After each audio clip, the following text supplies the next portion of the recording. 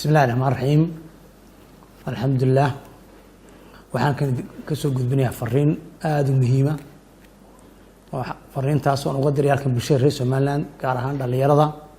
anigoo xusaya week caalamiga ah ee hal abuurka ganacsiga Global Entrepreneurship Week oo sanadkan laga xusayo 160 wadan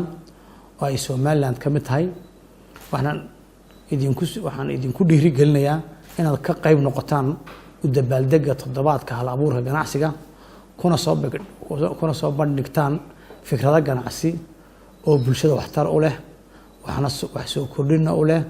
iyo shaqo abuur saameyn kara dhalinyarada Soomaaliland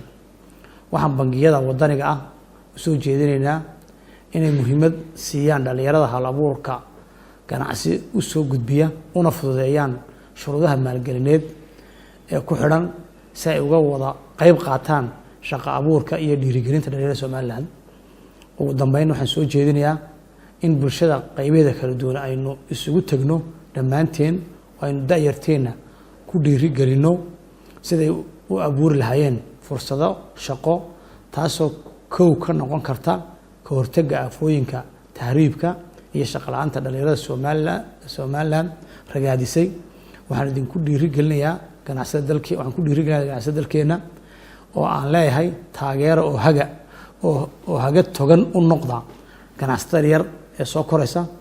waxaan ku kalsoonahay inaynu abuuri karno ganacsiyo fursado shaqo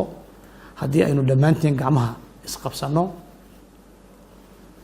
madaxweyne ku-xigeenaha waxaan soo dhaweynayaa weegga hal abuurka caalamiga ah ee shaqo abuurka waad mahadsantihiin